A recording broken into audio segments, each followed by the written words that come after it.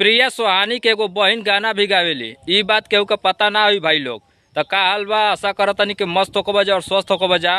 उनकर गाना जब हम सुनली है तो हमके बहुत ही मस्त लागल है। बहुत प्यारा आवाज़ बाटे उनकर। हालांकि उनकर अभी हम जानत नहीं कि गाना उतना निकलल ना हो, एगो दूगो गैले होई हन, लेकिन जब तो लोग सुनबा जा तो यार खुद तजुब खोब जा कि मने कितना अच्छा वो गाना गावत रही। ऐसा कलाकार के कभी आदमी मौका नहीं खे देत, सहयोग नहीं खे करत। तो भाई लोग हम चाहम कि पहले उनकर वीडियो देखा जा, उनकर गाना सुना जा। भखले ई भरा तो से रहानी कि जल ढार साथ आइब।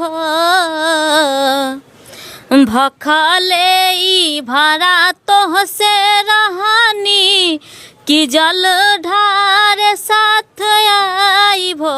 बाबा भरती बापिया पटना माँ में कोई से के साथ आइबो।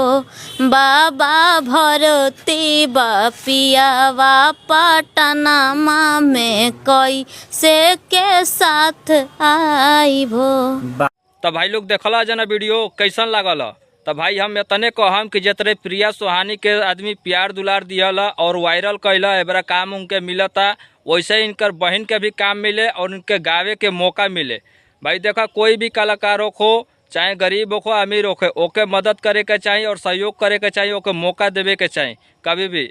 अगर ई ना कि पहले वाला जौन सुनत नहीं जौन गायक बना जा उन्होंने लोग के देखी। अरे भाई नया कलाकार के भी मौका मिले के चाहिए, और खास करके गरीब के हम कभी भी कहे नहीं भाई मदद करे के चाहिए और सहयोग करे के चाहिए। तो ऐसा ही दुलार प्यार इनकर के बनैले रह जा, इनकरो के भी वायरल कर जा। हम इतने चाहम अगर हमारा भी चैनल का अगर सब्सक्राइब ना कैल हो तो हमारा चैनल का सब्सक्राइब कर जा भाई लोग। और वीडियो कैसन लागल कमेंट करके बतावा जा और लाइक करा जा।